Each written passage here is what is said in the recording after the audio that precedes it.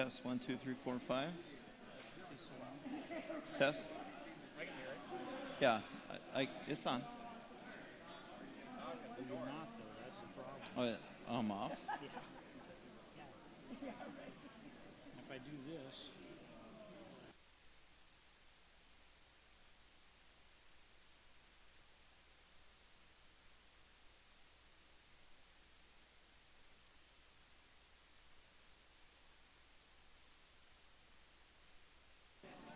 we're going to keep you on anyways. Okay.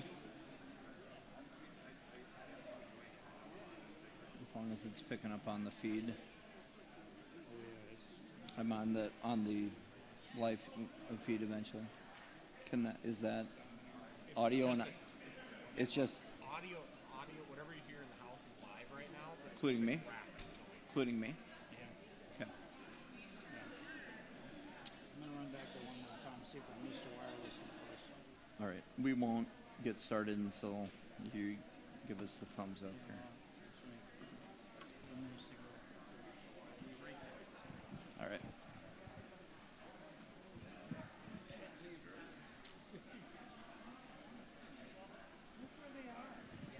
Versus 2 days. Sorry, I didn't call you today. Oh, not a problem. I'm I heard you talking to somebody earlier on it. like I can't even say it. I can't even make the jokes I want to. Yeah. Yeah. All right. Yeah, no problem. Just give me a buzz tomorrow when it works for you or whatever. Sounds good. Yep. Well, I should let you get.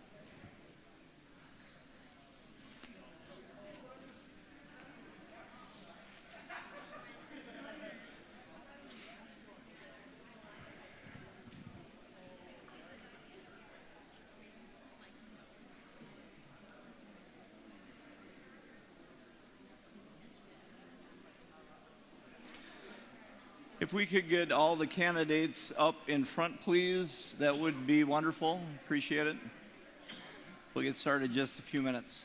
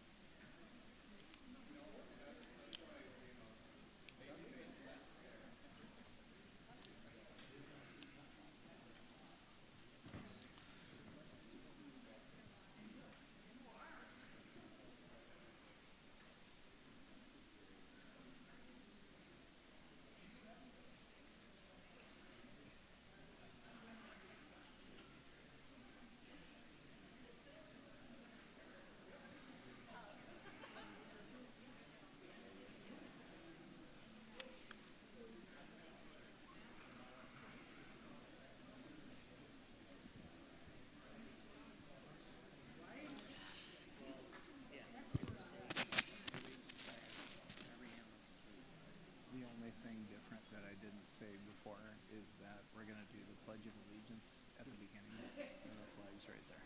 Yep. Yep.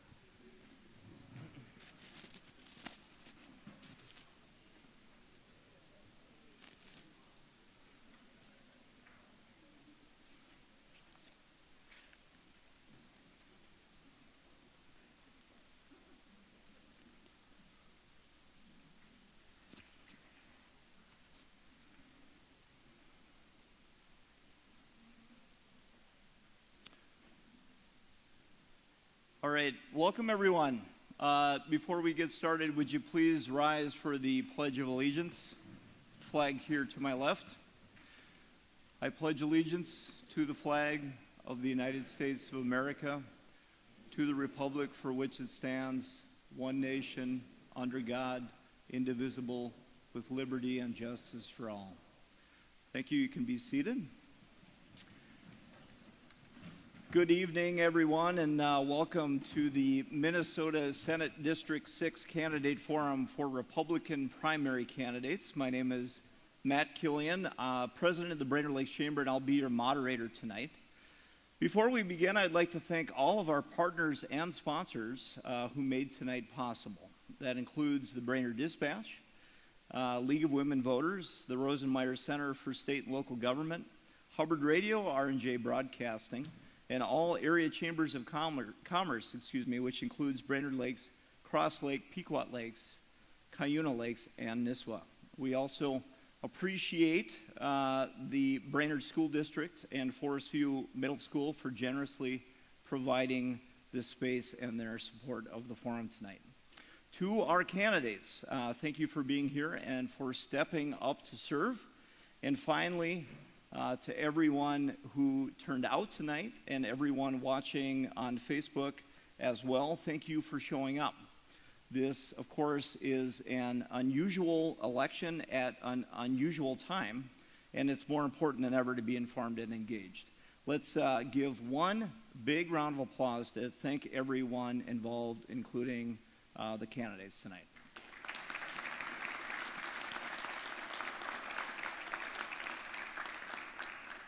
If you bear with me just for a minute, I'd like to walk through the format so everyone's on the same page, including our candidates who received this information in advance. But this is how our format will work. Each candidate will have 1.5 minutes for opening remarks, 1 minute to respond to 4 prepared questions. We do plan to include 3 written audience questions, also with 1-minute responses. And then they'll have 30 seconds for closing remarks. We'll rotate the order of responses so everything is fair, and each candidate will see a visible countdown timer to help manage their time. You'll know when their time is up because we will turn off their microphone, and we think that's the most fair way to do it. We can't hold a traditional debate because there are, of course, everyone knows there's a lot of people running. But we do want to allow some opportunity for interaction. So each candidate has 2 golden tickets. That's the term we invented. Somebody could just hold those up, number 1. And 2, they can use those to add 30 seconds to a response or to jump in after all others have spoken. So that gives them 30 seconds. They can't use it for the opening or closing remarks, but anything else is fair game. If you'd like to submit a question, either in person here at the forum or on Facebook, you're welcome to do so during the first set of prepared questions. Just raise your hand if you need a card or a pen, and our partner panel will select 3 questions based on popularity and relevance to all candidates. They may edit for clarity or neutrality, but all questions must be asked of everyone. One more thing, please remain quiet during all candidate responses. I know that will be hard at times, but that means no clapping, cheering, or reacting. We have a tight timeline, and we want every candidate to hear the questions and have an equal chance to be heard by you. And then finally, and most importantly, personal attacks, name-calling, offensive language will not be tolerated. That applies to both candidates and the audience. Anyone who violates this rule may be asked to leave the building with or without warning. So with all of that out of the way, let's get started with opening remarks. And again, to remind everyone, each candidate has 1.5 minutes, and we will start at the far end of the table with Mr. Steve Cutario.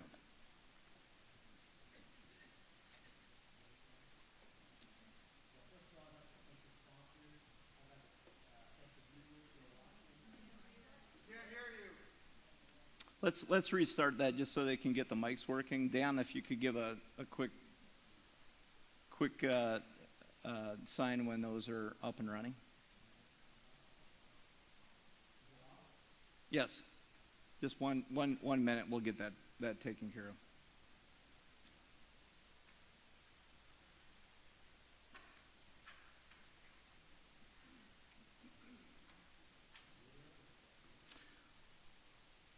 as he's doing a little bit of technical fixes, I would remind everyone, we mentioned that this was an unusual election at an unusual time. I'm not going to repeat all the reasons that we all know. But what I would say is that you may or may not know that Minnesota has 67 state senators. Our area, Senate District 6, has one. We have one person that represent us in the Minnesota Senate, and that's why it's incredibly important that we all stay informed, stay engaged, get to know the candidates running so you can make an educated choice at the polls. So keep that in mind as we approach the primary election, which is April 15th, and then the special election, of course, is April 29th. The candidates up here, the person who prevails in the April 15th election will advance to the April 29th special election and face DFL-endorsed candidate Denise Slipey. At some point here before April 29th, we're also going to invite the Republican winner of the primary as well as Ms. Slipey to a debate. I say the word invite because they have to agree to attend, but we are hoping to have a candidate debate sometime before April 29th as well. Are we ready? Not quite yet.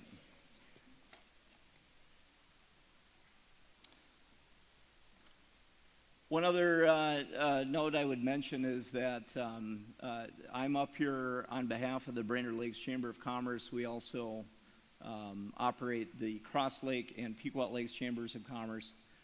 But I want to make sure that, and I read their names earlier, but I want to make sure that people know that there is a large team behind it tonight. I'm up here, you see our signs. A lot of times the Brainerd Lakes Chamber gets the credit because we take a more of a visible stance. But we could not do this without all of those folks that I mentioned before, which includes the League of Women Voters. They have a local Brainerd Lakes chapter. Of course, everyone knows the Brainerd Dispatch. And then you'll see and hear ads on the Dispatch as well as the two radio station media in town, and the list goes on. So thanks everybody for doing that. Should be good. Can we start now? Okay. All right. Because you were really testing my my ability to go off script here. So, Steve, you have 1.5 minutes for your opening statement. Thank you. Thank you. First, I'd like to thank the sponsors who helped put this together. I'd like to thank the people who are watching here in the room and at home.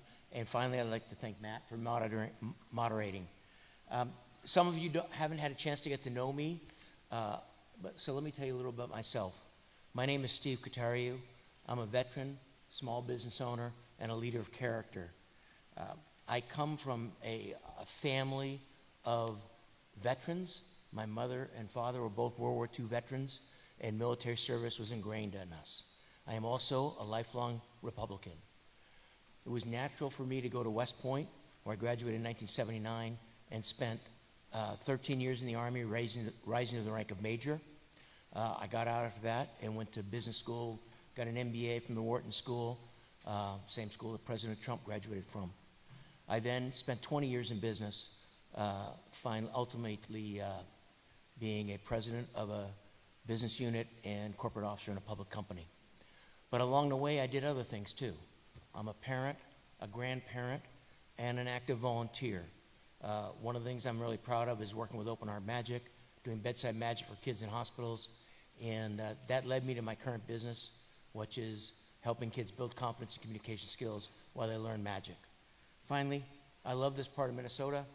If you like the way things are going, plenty of people up here you can vote for. If you want something different, that's me. Thank you. All right, thank you. Mr. Gazelka. I love that, Steve. You know, if you asked me 3 weeks and 1 day ago if I was going to be up here, I probably would have laughed you out of the room. I have a really good life right now. I live in the woods. It's very peaceful. I have 2 beautiful daughters and a wife that loves me, and we've been together for 10 years now. I have a great career. I work as a vice president for a top national marketing firm. It's a good life. But 3 weeks ago, we saw the news with what happened with Eichhorn.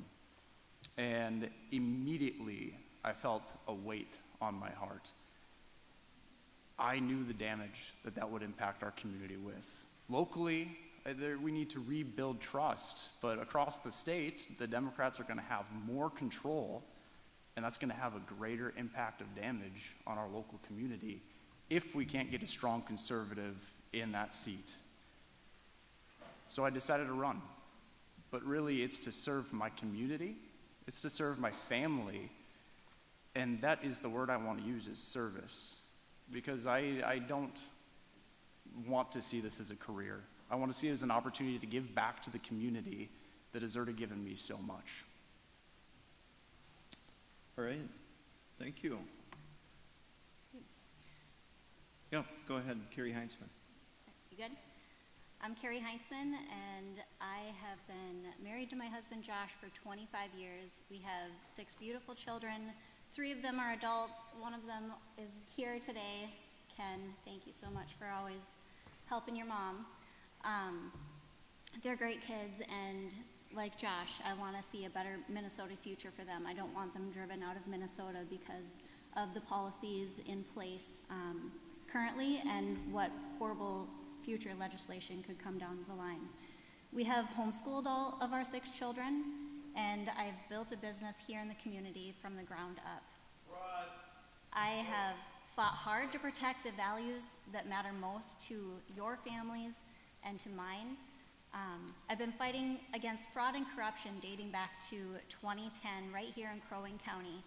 My husband and I were appointed to the Crow Wing County Human Rights Commission, and on the first meeting, we were elected chair and secretary of that commission. We were able to bring it to the commissioners and show that there was fraud and corruption and dollars that were spent inappropriately, and the commissioners saw it our way and they dissolved that commission.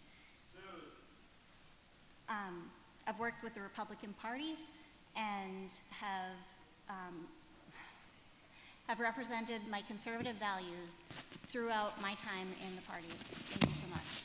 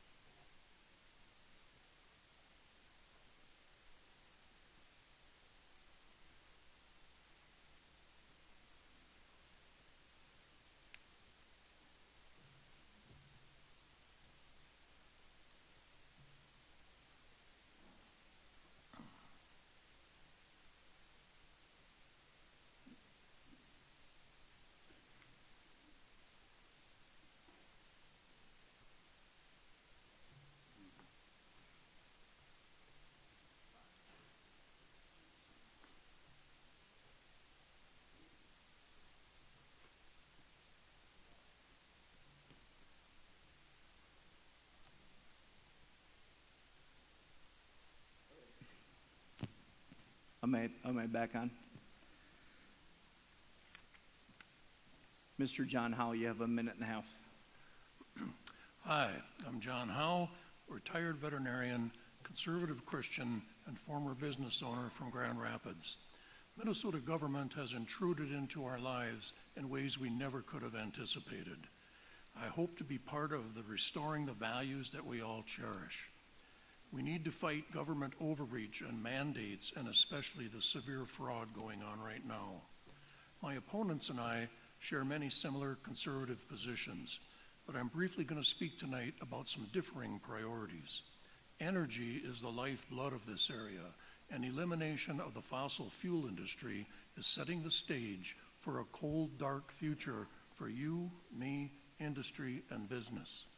Pretending that the energy required will come from wind and solar is just not reality.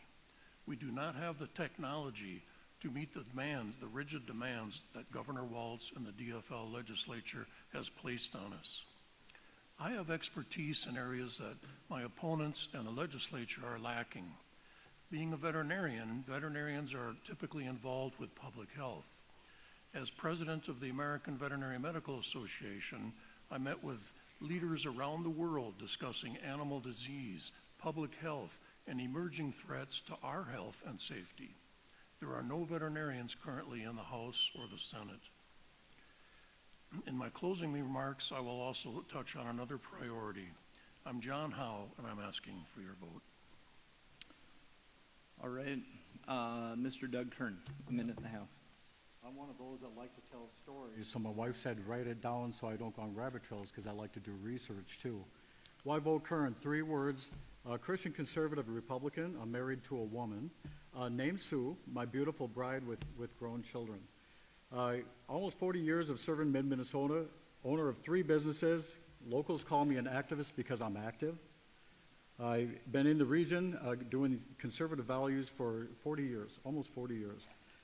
14 years as Crow Wing County Republican Chair, many elected positions right now. In the current area, I'm serving in 5 elected positions. You're welcome to view my personal Facebook page, Doug Kern. That'll tell you who I am throughout the years. You can go back years on that thing and see who I am. I was Trump 45 and 47 without taking dollars to be it. I support faith, freedom, life, and America first. The policies, election integrity, Second Amendment businesses, law enforcement, and the Never Again bill. I always believed the content of a bill should hold water. You don't go by who presented it, whether it's Democrat, Republican, or Independent. You go by what the content is of that bill. On a personal note, you know, Paul Harvey was one of my distant cousins, and he did the same thing. He liked to tell stories and liked to, research. So thank you. All right, Angel Zierden. Hi, my name's Angel Zierden, and this is something that I have always been good at doing. At the age of 13, I walked up to the governor of Alaska and told him why we need to drill on ANWR. I drafted my first piece of legislation 10 years ago for pediatric medical device tax incentives after finding out that kids didn't have devices that they needed.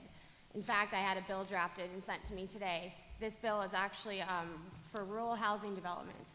I was working on both sides of the aisle to get this done, wasn't able to, and we need the labor unions to also come on board with this bill. So what I do in the last 10 years with at least a dozen bills is I've gone and I worked with both sides. I've gotten people to the table and I've brought legislation to the Capitol that affects our district and our state.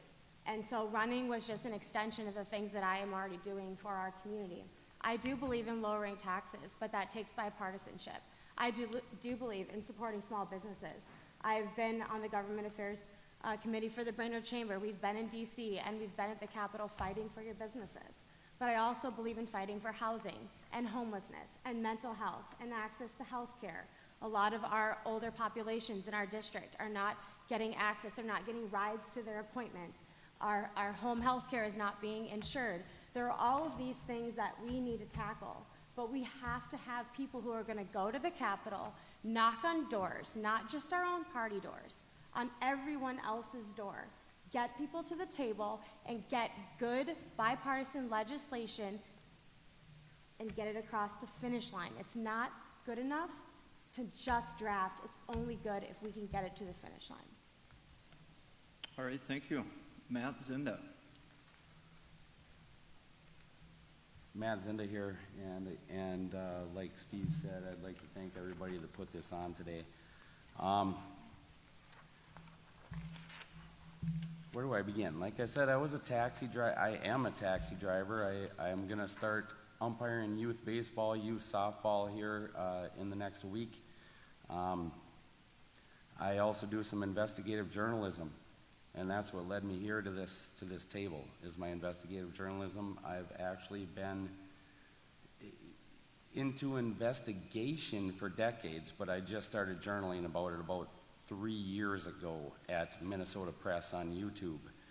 And the first case I took up was a falsified police report and tampered with dash and body cam evidence. And they got away with it, but it put me on my toes for what I was gonna encounter next. I'm responsible for inducing the city of Baxter to update their data access policies, their public data access policies, as well as Crow Wing County and the Crow Wing County Sheriff's Office. It's now easier for the public to go in there and request data. First Amendment speech rights, I'm all for them. Some other people aren't. Second A, 1596, SF 1596 has got to go. All right, thank you. So that concludes our opening statements. There's one thing I did want to mention, and I had mentioned in the introductory comments that we had 8 Republican candidates. If you count them up, you'll see 7. And I need to share that one of the candidates, Jennifer Carnahan, is unable to participate tonight due to illness. She's been in contact with me as of yesterday morning, and she shared that she wanted to be here. It's unfortunate timing, but our campaign materials are available, I believe, near the entrance if you'd like to learn more about her. So with that, let's move into our first prepared question, and this one will go now rotating the order to Josh Kozelka. So the rising cost of living is a growing concern for families in Senate District 6. Small businesses are also facing economic pressure and uncertainty. What can the legislature do to improve the economy? So an economy-related question based on your thoughts on businesses and families in Senate District 6. I think it's putting it lightly saying that our businesses are facing undue pressure. Minnesota has the highest corporate tax rate in the entire country. Most states around our country lowered their overall tax burden. 27 states lowered their overall tax burden, and Minnesota increased it. We're continuing to pass more and more laws that make it impossible for mom and pop shop businesses to operate.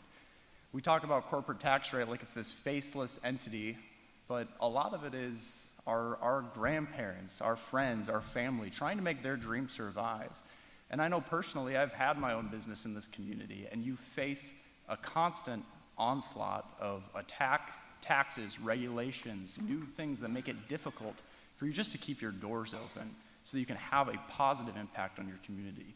So what can we do about it? We need to do everything we can to fight tooth and nail, to fight to lower the corporate tax rate, to fight to stop the Paid Family Medical Leave Act. All right, thank you. Carrie Heinzman, same question. What can the legislature do to improve the economy? Thank you. We need to get government out of the way and let Main Street thrive. Our Senate district is one of the best places to live, work, and raise a family because we're powered by tourism, industry, mining, and recreation. We need economic policies that reflect that, and I support policies that serve both our people and our local businesses, not hinder them. We need to lower taxes and reduce regulations that punish small businesses. We need to protect working families from the cost of big government. We need to ensure rural Minnesota isn't left behind in economic policy. Kozelka is right.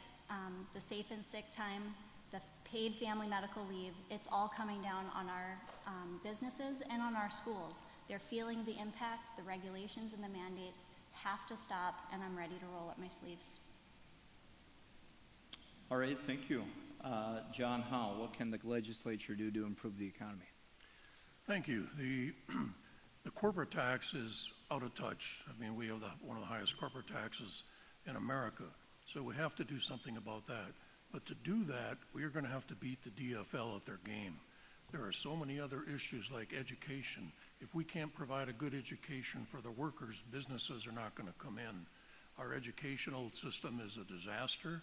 The mandates there were just 80 new unfunded mandates for schools. So that prohibits and discourages people from coming in and starting a business. And the people that are here with businesses, they're threatening to leave. I mean, they've just about had it. We have great opportunities. We have the best district in the whole state of Minnesota with tourism. We have logging and mining. And now we have to worry about the 600 miners that lost their jobs. So the MMR Act is, hopefully will recover them and help them stay until mining can start again. But energy is also a big thing, and I want to get back to that. Time is up, sorry.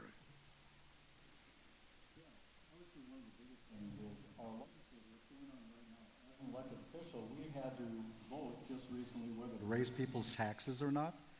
When I see the permitting process that people have to jump through, that they jump through the hoops Hey, to Doug- get help. Doug, Yeah, let's the start permitting that process. one more time. Do you mind? You weren't on, your mic wasn't on for the first few sorry. seconds. Do you mind just go restarting? ahead. I'm sorry. As an elected official, I agree with John. All the things that we see being an elected official, we just went through the process of having to, do we do a bond? Do we do a levy? What do we do? I look at the permitting process that happens when people come in and they have all these different permits that they have to do. For businesses, like you said, the corporation taxes is outrageous. Meanwhile, down at the Capitol, what you have is you have things like they had a big debate over whether wild rice has an inherent right to live. And it's like, what a waste of time at the Capitol when they could be working with businesses. They could be working on legislation that would take care of the problems we've got. I look at the $18 billion that was wasted on bloating government. It literally bloated it. It doubled it in size. So when you look at that and you look at the $6 billion deficit, I believe we need to go back to pre-COVID levels. I believe that we need to give that money back when we have it to businesses and people. Put it back in your pocket. All right, thank you. Angel Zierden, what can the legislature do to improve the economy? Yes, I think it's definitely multifaceted.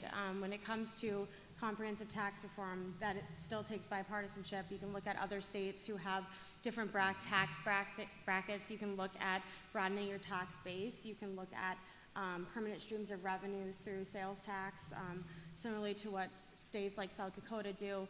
So there's a lot of different ways that you can lower taxes.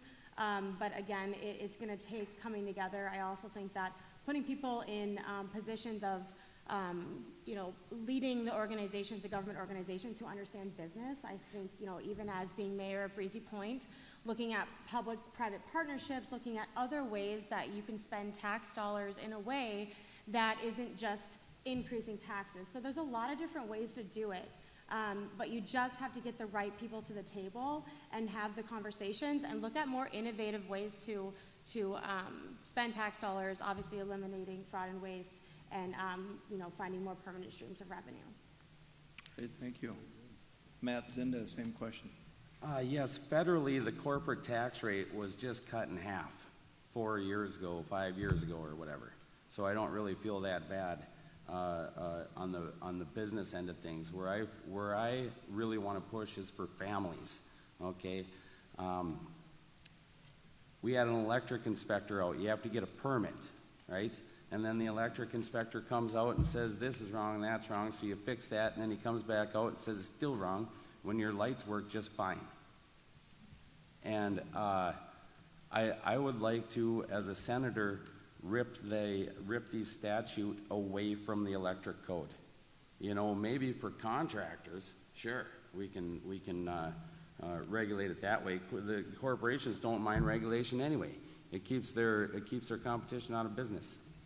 And so I'm all for the family as far as deregulating. All right, thank you. We'll loop back around to Steve Caterio on the economy question. So economic growth across the country, and particularly in this region, is driven by small businesses. And so it's important, if we want to have families to have good jobs and good place to live, we need to reduce the burdensome regulations on small businesses. And I'll give an example that ties into this. Hope he's not going to ask a question about housing later, but one of the challenges is housing.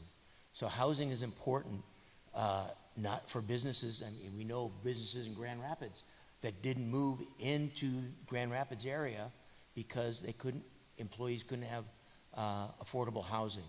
In the past 2 years, over 24 regulations have come down on rental landlords. So a small landlord can't evict a tenant that's not paying their rent. Now, I feel badly for people who fall on hard times, but at the same time, if you own 1 or 2 rentals and you don't have someone paying rent, you're in trouble. All right, thanks, everyone. We're going to move on to our second question. This question will go to Carrie Heinzman first this time. We're at Forest View Middle School, and a lot of families care deeply about what their kids are learning and how schools are run. How can the state better support students, teachers, and schools across Minnesota? What should the state do to better support schools? Thank you.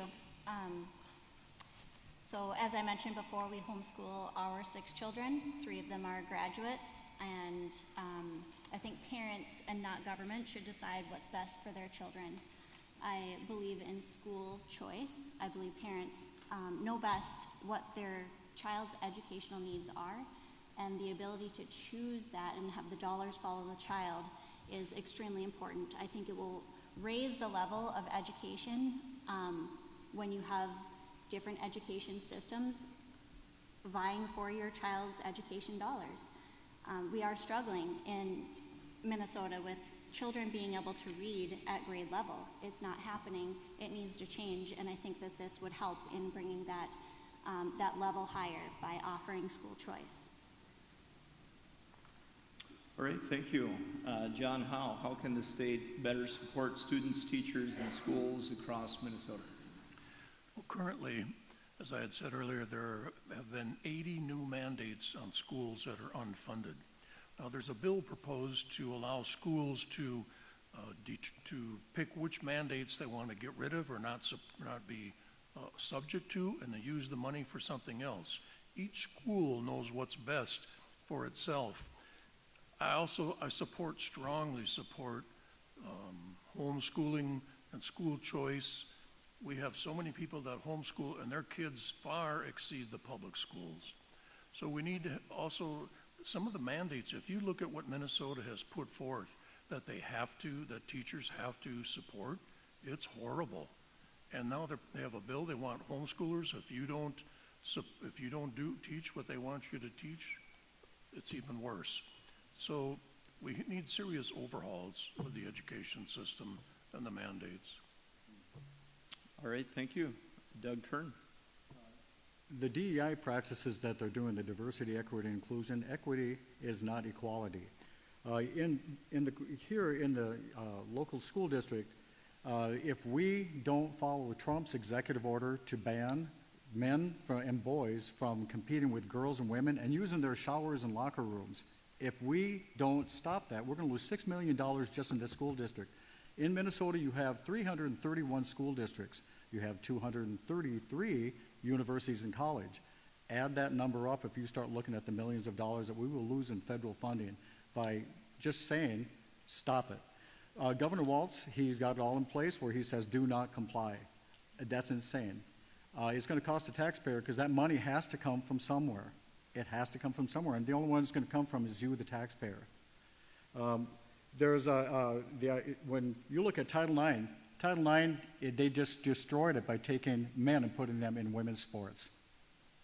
They destroyed it.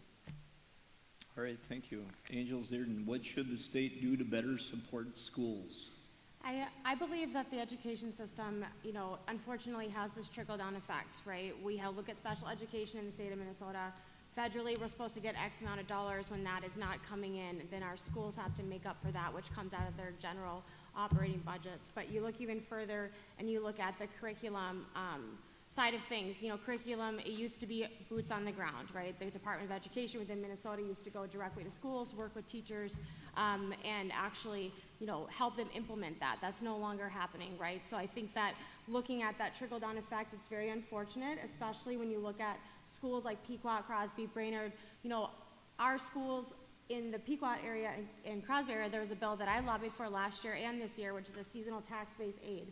Back in, I think, early 2000s, it was taken away, our seasonal cabins were taken away and being included in operational levies, right?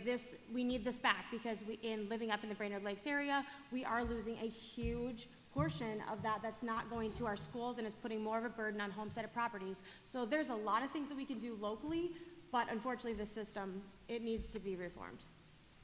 All right, thank you. Matt Zinda. Yeah, I think diversity is killing us in this area. You got a bunch of kids from a bunch of different cultures coming together in one building, and you want one administration to serve all of them? I don't think so. It's not going to work. It's just not going to work. I think we should privatize education, honestly. That way, any school can teach whatever they, you know what I mean? I mean, parents have a choice of what they want their kids to learn and where to send them. I think it should be privatized. I think the state should stay out of it altogether. All right, thank you. We'll go back around to Steve Kateria. The question, can you Sure. repeat the question, please? Yep. A lot of families care deeply about what their kids are learning and how schools are run. How can the state better support students, teachers, and schools across Minnesota?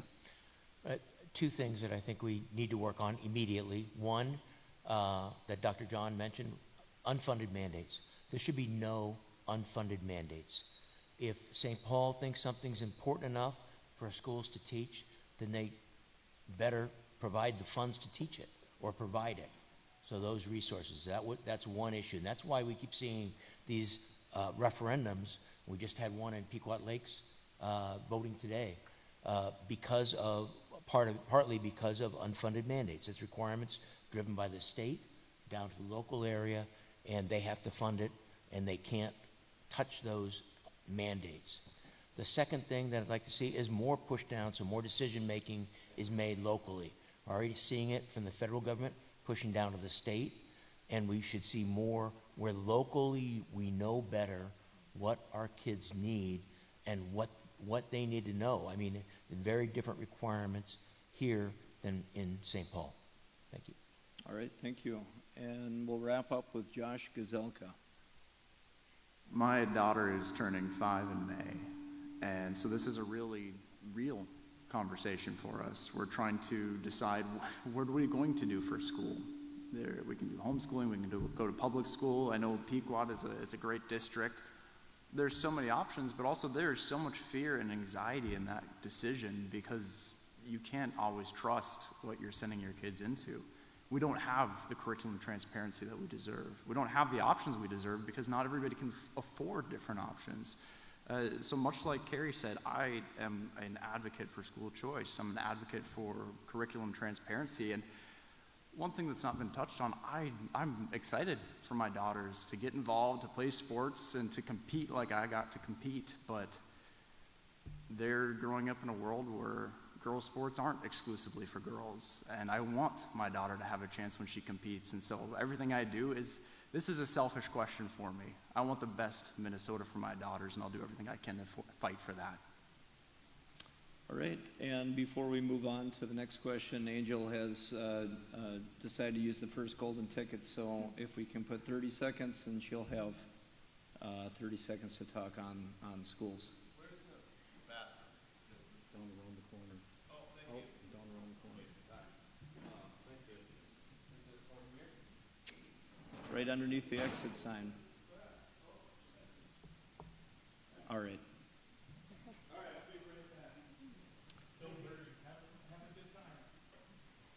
All right. Education, you had used the golden ticket for, you get 30 seconds, Angel, go ahead. Yeah, I just want to touch on even with the referendum today, you know, I believe in investing in our kids. And when you have a school that is struggling with operational levies and hiring, it's a lot harder for them to hire, you know, extra help in their classrooms to get kids up to speed on test scores. And so I do think that we have to think about how we are voting locally and supporting our local schools. I love Pequot. 2 of my kids attend Pequot, and I think it's a great school, but we really need to look at how we are voting and investing in our kids at the local level, because they can't help what's going on at the state and federal level. All right, thank you. All right, so we're halfway through our prepared questions. I have 2 more to ask, but that's the cue for you. If you do have an audience question, something that you'd like to scroll down, even if it's just a topic that you'd like to see addressed, go ahead and do that. Raise your hand, and we have some volunteers that are collecting those cards. There's one right up in front here. But let's go ahead and move on to our third prepared question, and this one will be directed first to John Howe. Federal policies under President Trump have affected state operations and funding. Several of you have referenced President Trump in your campaigns. Which policies do you support or oppose at the state level? So which federal policies, Trump administration policies, do you support or oppose, and how they affect the state?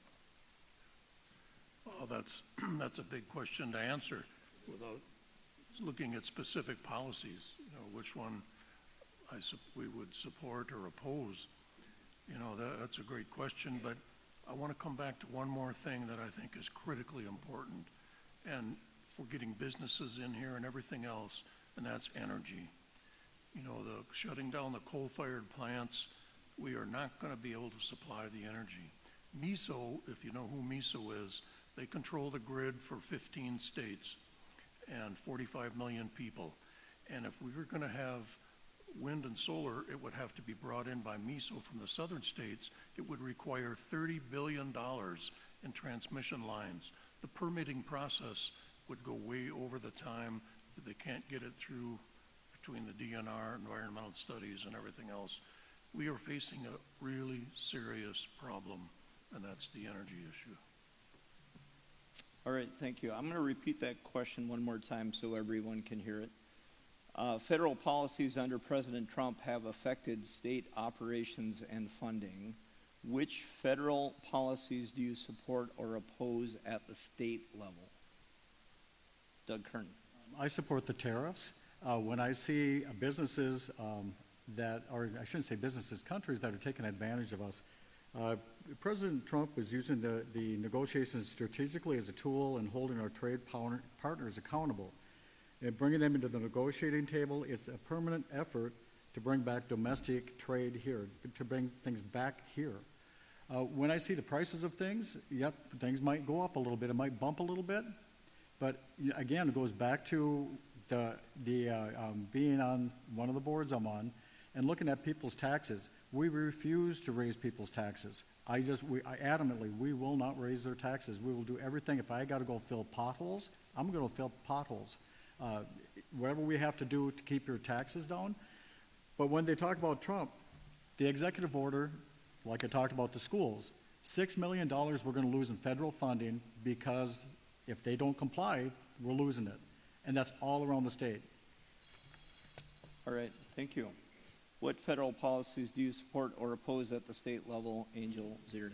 Yes, very broad question, but when I look at this, it's kind of multifaceted, right? I do support mining in Minnesota. I think that's great for economics. I do support tariffs in the way that you had described. But one of the things that I notice about the people that are coming into office is just by cutting programs. And the problems that we see are the trickle-down effect. So when you're cutting programs like OJP, 20% of that's coming into our domestic violence shelter here in Brainerd is going to be gone. We look at USDA cuts, right? That is going to directly affect our farm to table and our schools and our food. So the problem with just cutting programs is that we're not really looking at, again, what is that trickle-down effect? So I do worry about that. I think that we need to honestly come together, and again, as a bipartisan effort, to look at how do state and federal laws affect us locally a little bit more, because once those cuts come down, then we as a state have to figure out how to pay for them, and if we're not in a position to work across the aisles to do that, then we're gonna probably see more increases in taxes, and we definitely don't want that. All right, thank you. Matt Zinda, same question. I think we're going at this backwards. I mean, we're talking policy. Policy's way down here, all right? We got God way up here, then the Constitution, then the U.S. Code, then the state statute, then local ordinance, then executive order, and policy's way down here. But I guess if you guys want to hear about it, I hated the CARES Act. When Trump cut the corporate tax rate in half while he gave the common man a little temporary 1.5%. Why don't we switch that up a little bit? Why don't we give the common man, why don't we permanently cut his tax rate in half and give the corporations a 1.5% temporarily to get off the ground a little? I like reversing that, you know? They say no new taxes, doesn't work if you don't cut spending. You gotta cut spending. And as far as working across the aisle, I think that compromising with these Democrats is what got us in this problem in the first place. Thank you. All right, thank you. Steve Catario? Anytime you have great change, you have great opportunity and great risk. And we see that in education right now. As the Federal Department of Education is being reduced and those functions are being pushed out to the state, that gives us an opportunity to make changes for the positive, or we could blow it. So I think we need to think very carefully about that. For example, in the education, we want to prepare our students so they're prepared for something after high school. We know that high school is not enough, be it trade school, be it college, be it joining the military. They've got to be prepared for one of those three. We know, particularly in this area, trades, very important. Huge shortage of tradesmen, if you've ever had to have any work done. And so we need to be able to do that here while we can. All right, Josh Kozelka, which federal policies do you support or oppose at the state level? I support all of his policies that are helping create a free trade environment for business. I mean, tariffs are a way to negotiate high tariffs that our competitors are driving, making it difficult to do business. And so if we can have a market where tariffs are down on both sides and we can actually have a free and fair trading environment that is healthy for business, along with that, I'm all for cutting the corporate tax rate, because these aren't faceless organizations. These are mom and pop shops on Main Street, and we need to make it possible for them to survive. So I'm all for that, cutting red tape, cutting the needless long permitting processes in Minnesota. I want to do everything we can to bring jobs back to Minnesota. I mean, it seems like our state wants to drive business out, and we need to do the exact opposite. Our permitting process is 6 times longer than our neighboring states. That has cost us nearly $900 million in revenue as a state, and that's unacceptable. We need to do everything we can to bring business back in to our state, make it a fun place to start a business, a doable place to have a dream. And then with that, we need to have our very own DOGE. If we are one of the highest taxed states, where in the world is that money going? We have so much waste. I still have potholes on my street that I hit every single day, and it's unacceptable. I don't know where our money is being spent, so we need to have a very close look at that so we can do right by our citizens that are working hard and putting their tax dollars to work in our state. All right, Carrie Heinzman, you get the last word on this question.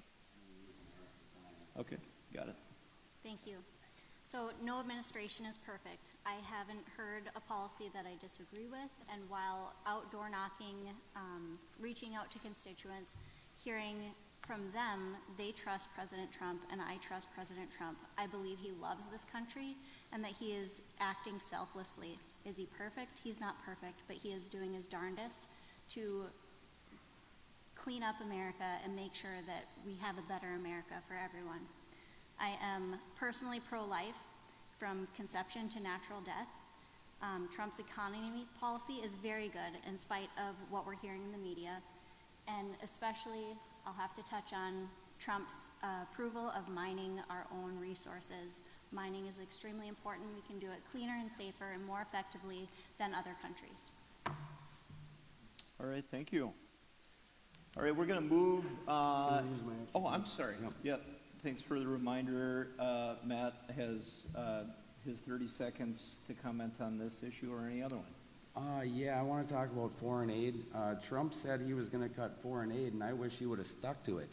He stuck to it with every other country except Israel. And that leads me back down to the state. Well, actually, one day before the State of the Union, Trump gave $4 billion. Trump gave $4 billion to Israel. I don't want Minnesota to start doing that, especially since we're not giving it to anybody else. If you talk bad about Israelis, the state of Minnesota won't even do business with you. You can talk bad about Canada, Mexico, Somalia, the United States. You can talk bad about Minnesota itself, and Minnesota will still do business with you. But if you talk bad about Israel, you're done in All right. Minnesota. Thank you. And I just need to remind everyone, let's, Bring her back on the stage, because she has something to say. So we gotta do that, right? all right, what we're gonna do here, guys, we're gonna take a 5-minute break. Why don't you stretch your legs and we'll continue in about 5 minutes or so. Stay with us. We'll be right back. Thanks, everybody.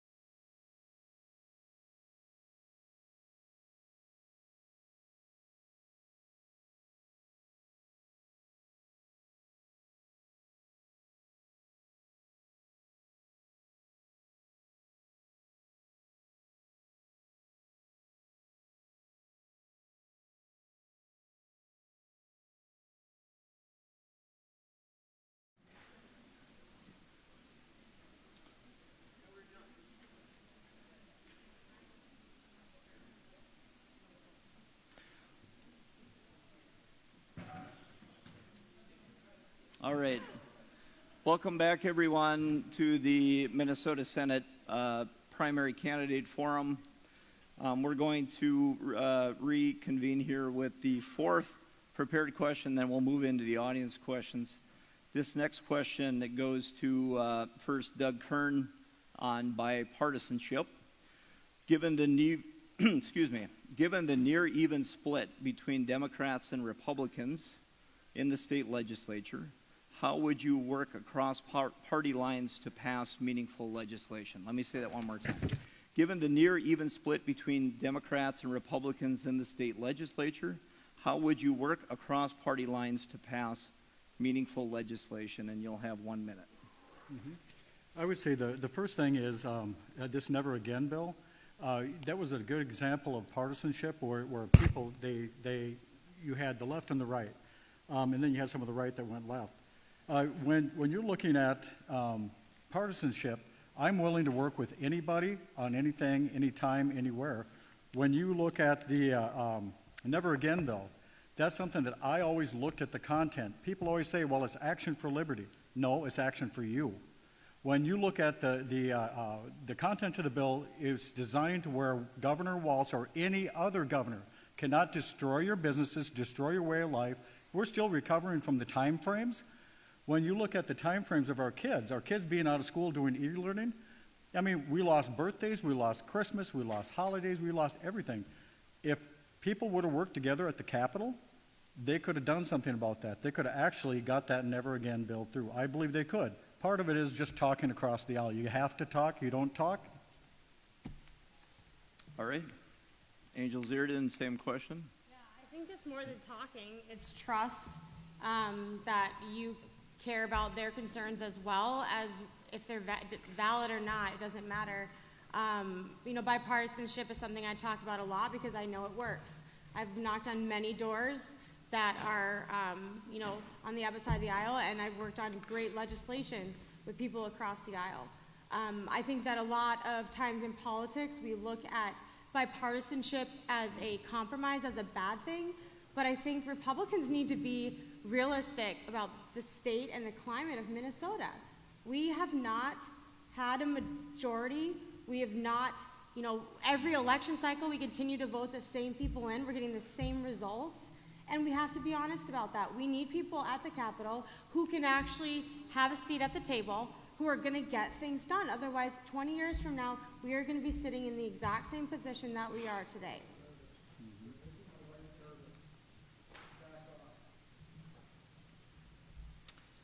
Pat Cinda, would you like me to repeat the question? How would you work across party lines to pass meaningful legislation? We wouldn't have a split in the legislature if we didn't have legislators driving 150 miles to induce a sitting Minnesota House rep, the wife of a sitting Minnesota House rep, to vote for the man's primary opponent. We lost the seat to Democrats that year, and they took the majority in the House.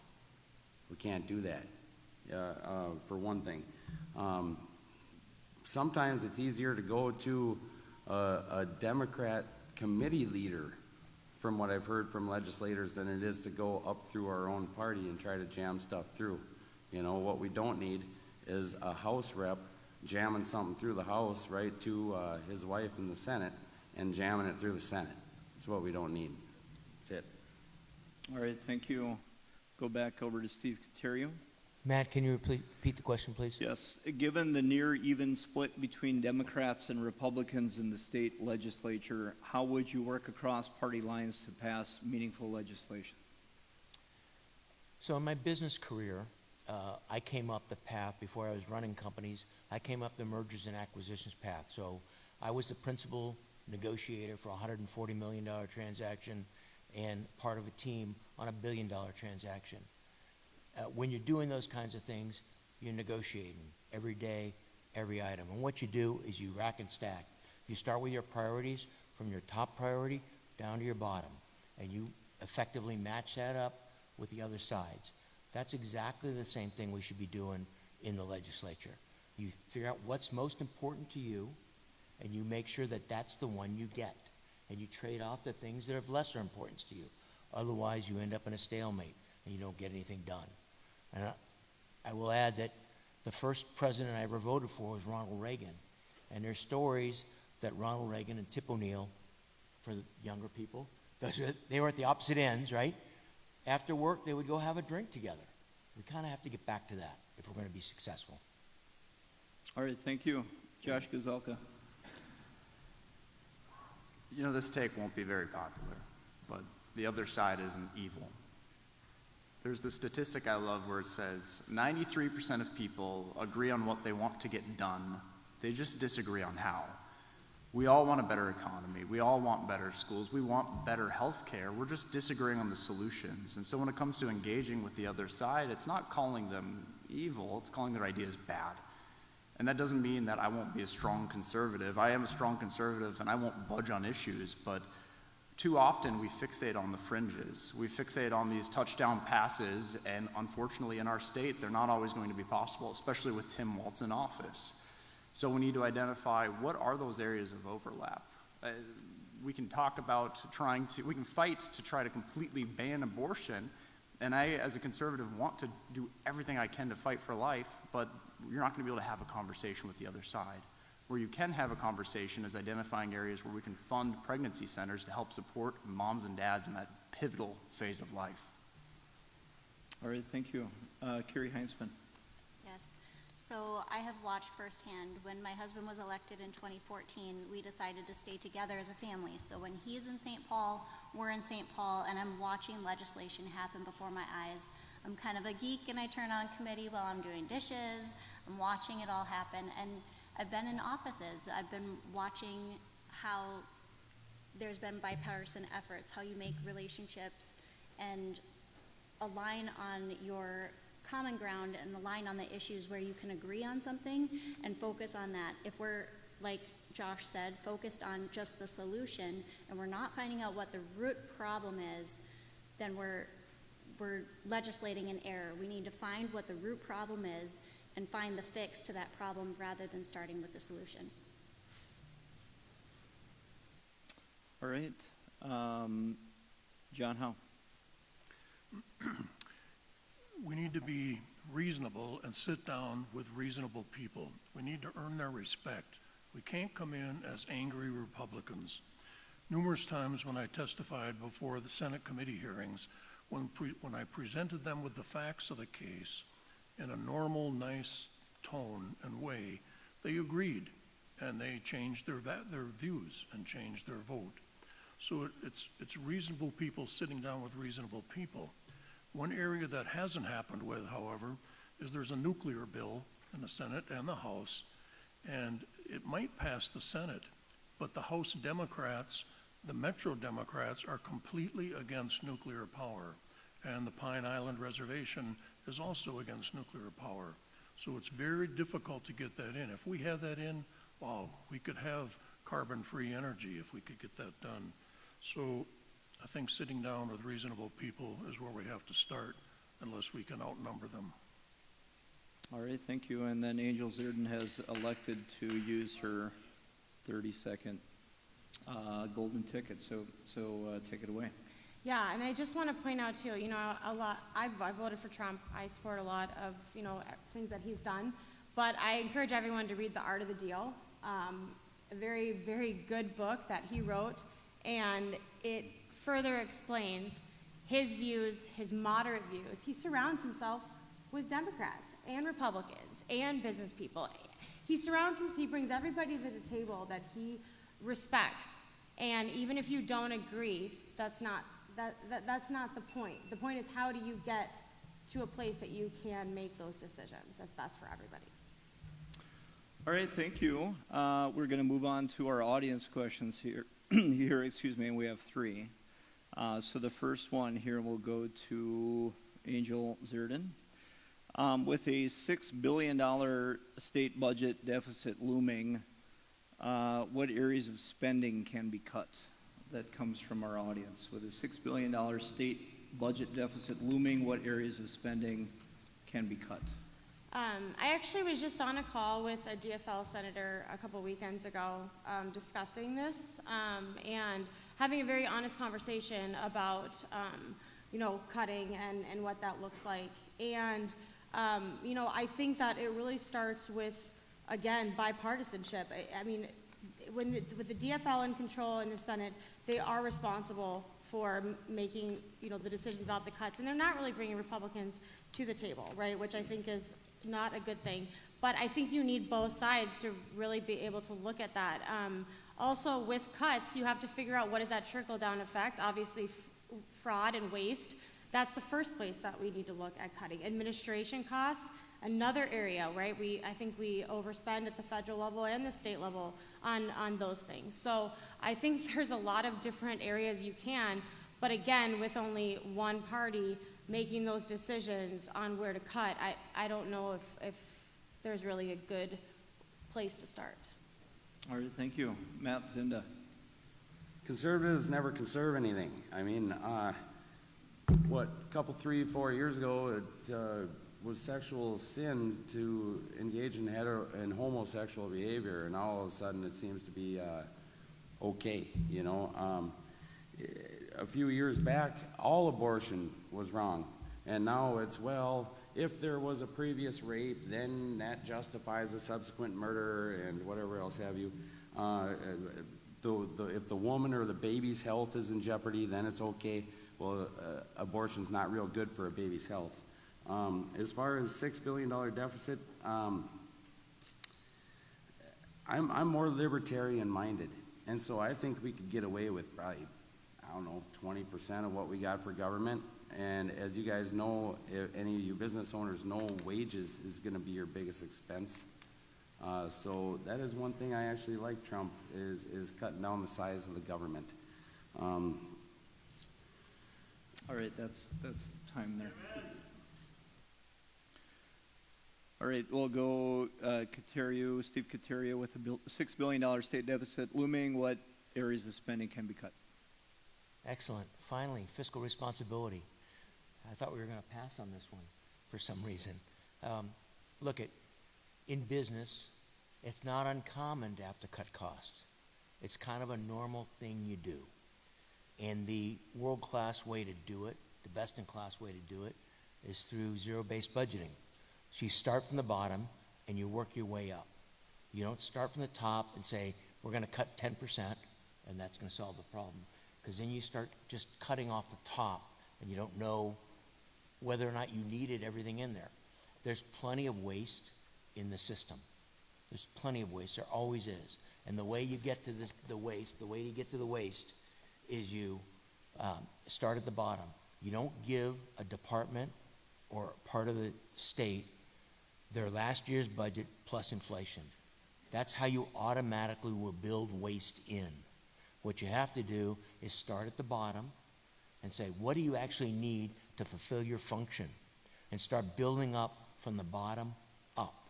And I think that we will find that there are certainly millions, tens of millions, and hundreds of millions, and perhaps billions of dollars in waste that we really just didn't need because we let departments get fat and lazy without making them justify every dollar they get in the first place.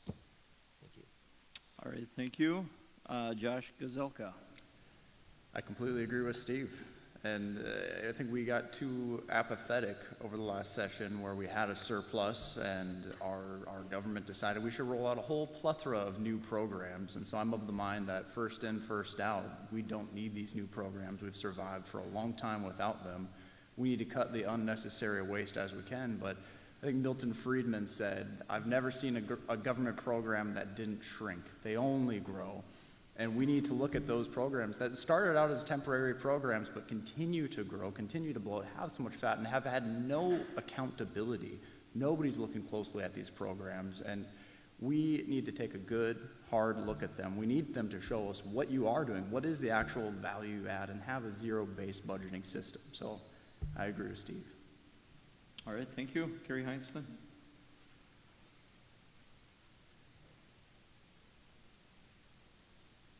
Okay. There's been gross fiscal mismanagement by Governor Walz and the Democrats. They turned an $18 billion surplus into a $6 billion deficit in just 2 years, raising taxes by $10 billion. That's insane. It has to stop. I will cut wasteful spending by demanding performance-based accountability from state agencies for every program and every tax dollar. All right, thank you. John Howe. I think one of the first things we can do is look at the fraud. There's $600 million we know about in fraud, and I'm sure there's a lot more than that. That's only $500 million. We also need to stop funding abortion with our taxpayer dollars. It's crazy. Minnesota's like the worst state in the world for abortions. You can have a baby born on the table and they will let it die. That is insane. That is murder.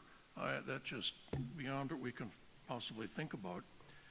All the illegal aliens in Minnesota that we are spending fortunes on supporting, that needs to end. That needs to end right now. That's more billions of dollars. So stopping new programs, stop funding the old programs. They always increase their budget. But for me, it's stop funding abortions and stop funding illegal aliens. All right, so Doug Kern, you get the last response to this one. I'll repeat it one last time. With a $6 billion state deficit, budget deficit looming, what areas of spending can be cut? John is like my brother right here. I just love the way he talked. MNRecall.com was something that I did. You can Google it and look at it, concerning the abortion thing, people, abortion that are being killed. I always remember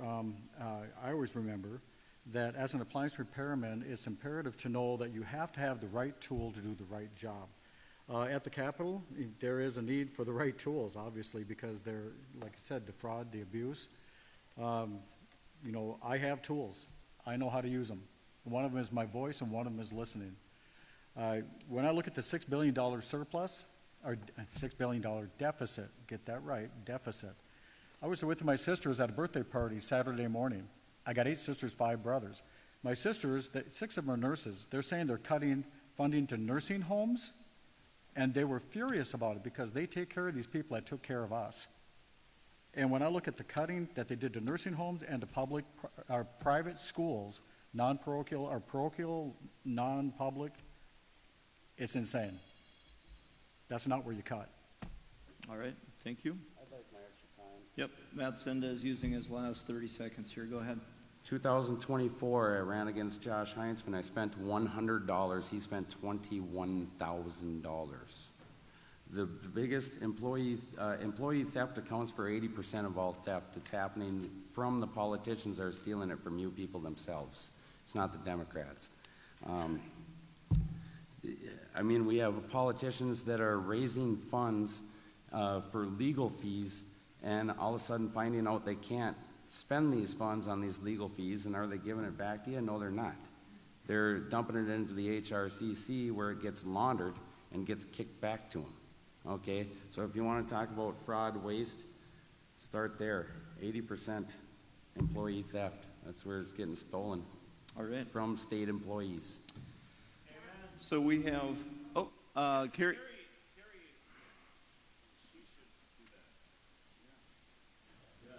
Okay. Carrie, you have 30 I would like seconds. to Troy, pause my please, time Troy. until there are no further interruptions.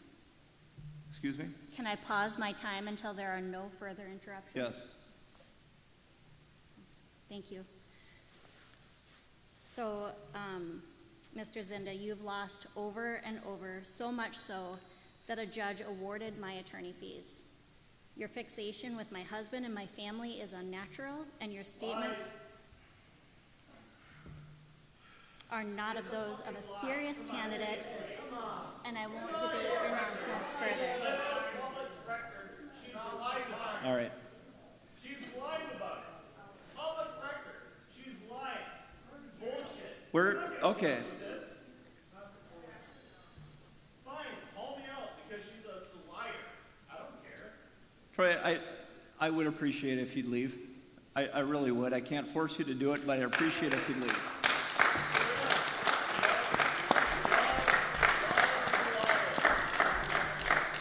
Look up the court case. Look up the court case. She's a liar. Nice James. All right, let's keep everything respectful. I'm gonna get dressed up for you fucking idiot boomers. I'm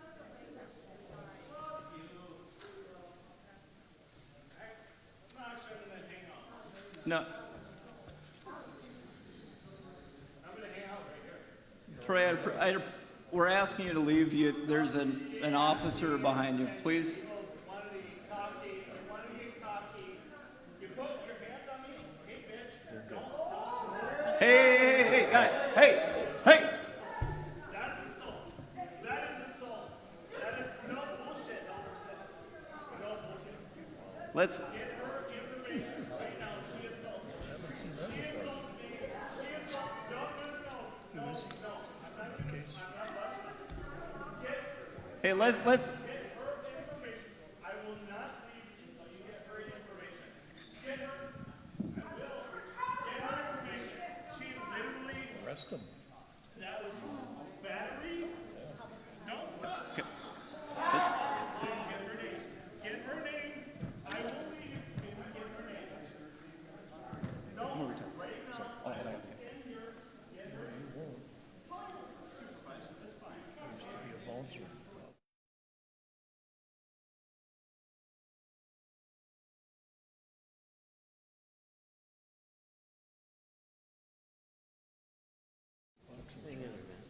Martial arts.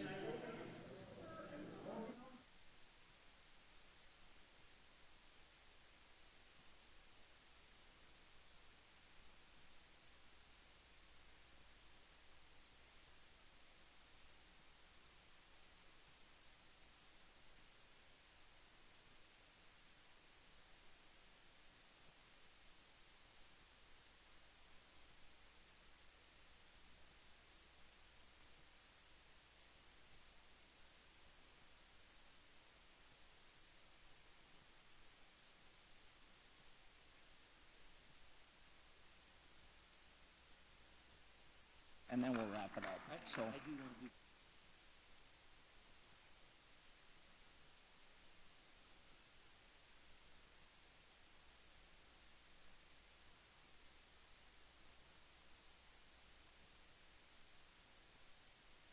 Hey, everyone, can you hear me?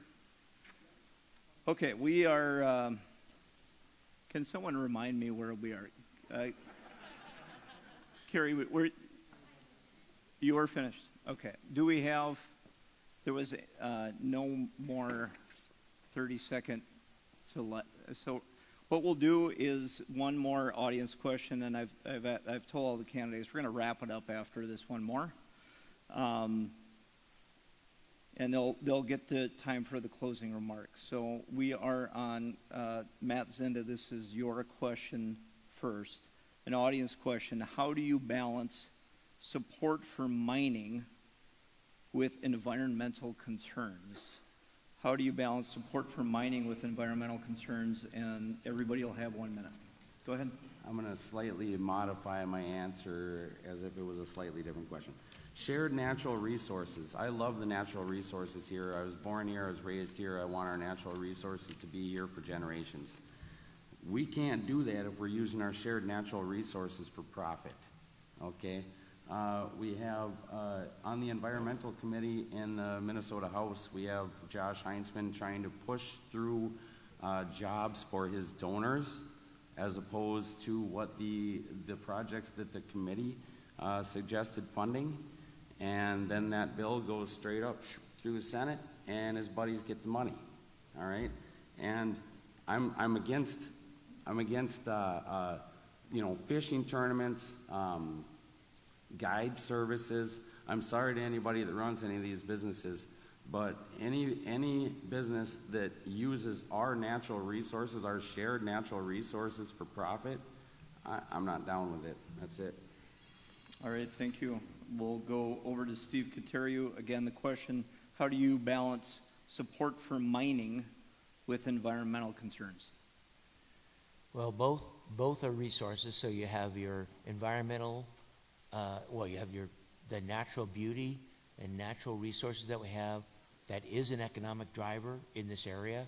That's certainly in the Brainerd Lakes area, up in the Boundary Waters. I mean, that's important to our economy, and we have to keep that. But also mining, rare minerals and materials, well, even not so rare, but mining is also a resource and an economic driver. I think we have to balance the two to be safe. If we can mine safely, then it's fine. I would not want to see risk, and I should preface, I don't know enough about safety associated with mining and contamination of our natural resources, but I will want to be convinced that we can mine safely without damaging the natural resources, because they're both important to us. So, again, I'd have to be convinced that it's safe to do. All right, thank you. Josh Gazelka. You know, I love the environment, and I think we like to pretend like this is the Democrats' territory, but, you know, I've hunted and fished all of my life. I love the clean lakes that we have up here, and we have it because Republicans invest dollar after dollar through our hunting efforts. We spend time out in these woods because we care about the land we grew up on. This isn't a Democrats' exclusive issue. Rural Minnesotans fight for clean forests, but it is a fantasy to say that mining is it's bad for the environment. These mining companies go through rigorous testing. They don't have to prove it to me, they've proven it to board after board that we can do it cleaner here and better here because mining has innovated dramatically over the last 30 years. It is an entirely new territory, and they have to prove it to the state every single year, and they have. And it's a joke that they have to keep trying to prove it to people that just don't do the research. My dad was a miner. People don't know that. They think of Paul Gazelka, the insurance agent, I know. My grandpa was a miner. My great-grandpa was a miner. And these industries have a massive impact on us, and it is not a mutually exclusive thing. We can have a clean environment, and we can do mining that will help our district and help our state. And you can simply say, we're going to do the mining. Is it going to be in a different country? Is it going to be in a different state? I'd rather be here because we can do it cleaner here. All right, thank you. Carrie Heinzman, how would you balance support for mining with environmental concerns? Thank you. Yes, the miners and workers that we have in Minnesota care about our lakes and environment just as much as we do, and they are doing all they can to make sure that it is clean and effective. Like I said earlier, Trump believes that we can do it cleaner and safer here. My father was a millwright and worked at a paper mill, and the timber industry is important, the mining industry is important, and we need to support those jobs and those workers because they're doing a fantastic job.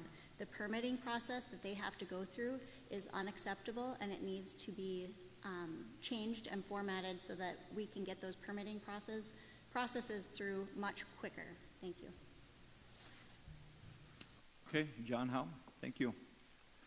We do mining cleaner and safer than anywhere else. Same with logging. These are important industries to northern Minnesota. If you look at what our great legislators have done in this area, the northern area, the Minnesota Mining and Recovery Act for the 600 miners that lost their jobs to extend their workers' compensation pay. They also are changing the sulfate rules and the waste rules to make it more doable and affordable. The problem we run into all the time is that there are lawsuits constantly from the DNR, which has been, I hate to say it, infiltrated by a lot of tree huggers. And so it's very difficult to get things done and passed with mining. We have all this great resource. We have new mines, metal mines we could be doing, and increasing numerous jobs. So we need to support the miners in the best way that we can. All right, thank you. Doug Kern. Yeah, Mesabi Metallics, that's one of the businesses that he was talking about. The permitting processes that they've had to jump through to try to get jobs up on the Iron Range, it's going to create a lot of jobs. It says here, I read an article, it says it'll be the first new mine and pellet plant in Minnesota in almost 50 years. So when you look at that, today I read, or it was probably yesterday, Farnsworth introduced Minnesota Miners Relief Act to support laid-off miners. The reason why they're doing that is because the jobs are going. I mean, they're going to be laid off. That should never happen. And that all has to do with regulations, permitting, and the processes that it takes to get things through the legislature, through government. So with that, I'm so proud of different people that I've known over the years. Carolyn McElf, I always mispronounce her name, McPatrick. Me and her, we actually spent a lot of time visiting back when I was the chair of the county. And it was really, really good that we got to know each other on the range. Redistricting kind of took her out, but she was a good, good woman. I have many, many friends that are in the Itasca area all around the state from being chair of the party for 14 years. I'm really, really proud that he did that for them because that is going to, the unemployment benefits will run out, but they need jobs. They need jobs up there. It's Itasca and Cass counties. You know, just know that, you know, I will be representing you. I'll do everything I can to represent you. All right, thank you. And Angel, you have the last word here. I absolutely support safe mining. I was just on the phone with my friend Julie Lucas from Mining Minnesota. They did know that these layoffs were coming, so obviously extending the benefits is a huge deal. Permitting reform, also a huge deal. But if you ask Julie, she'll tell you that mining, getting things passed takes bipartisanship. That's the number one thing that she'll tell you. Twin City leases, they need their leases back, but that's not gonna happen unless we get our state senators on board to help Pete Stauber get that passed. It takes bipartisanship. So everything that we look at in the state of Minnesota, if we can't get people across the aisle to understand that we're supporting mining, but we're also supporting the fact that we are going to make sure that the environment is also safe, we have to get them to trust us in that. And again, I support both, and I think it's very critical, especially for the Iron Range. All right, thanks to everyone. We do, in the interest of time, unfortunately have to cut this short, so I'm not getting to one audience question that we planned to. But we do want to leave time for closing remarks. I had originally said 30 seconds. We're going to do a minute each for closing remarks so you can make your case to the District 6 voters. And if my notes are correct, we're going to start with Steve Kateriu and work down. So go ahead, Steve. Wow, a whole minute? I'm excited. Look, I'm a veteran. I'm the only veteran in the race. And this comes to why I'm running, and there's an expression that's common in the military. It's lead, follow, or get the heck out of the way, all right? And I got tired of sitting back and watching career politicians not doing what they should be doing for us. That's why I stepped into the race. If you're happy with the way things have been going for the last several years, there are plenty of fine candidates up here that you should vote for. But if you're looking for something different, someone who's not a politician, who obviously isn't starting a career in politics, then I'd appreciate your vote. Please vote Steve Kateriu on April 15th. Thank you. Thank you. Josh Gazelka. Nice. You used the full minute. That was good. I'm going to be very efficient. I didn't want to be up here. This isn't what I envisioned. I have no interest in being a career politician. If you do vote for me, you're going to get a Christian, common sense conservative. You're going to get somebody that's going to fight for you every day, but simply put, I'm not running, like Steve said, for a career. I'm running to serve my community. And if you vote for me, I will fight tooth and nail to serve you and represent you. And if you don't vote for me, I will still do my best to serve you and do right by you, because I'm running because I care about this community. Win, lose, it doesn't matter. These issues are still important. Our community is important, and I will do everything I can to fight for it. So thank you. I know this has been a long night, but it's a privilege to be here and to be able to connect with all of you. All right, thank you. Kiri Heinzman. Thank you. Thank you to the hosts for putting this on, and thank you for all of you being here and those at home watching. I had the honor of working on the Trump campaign in 2024, and it gave me the privilege of hearing from many constituents your concerns, and those concerns matched with my concerns. We are fed up with Governor Walz and the radical Democrats in St. Paul, and I'm ready to take the task on to make sure that they can no longer hurt Minnesotans. I have the life experience and the conservative track record that the voters of our district will demand and deserves. If you want to learn more about me or join the awesome volunteers that I have, please visit my website at heinzmanpresenate.com. Y'all have a good night. Thank you. John Howe.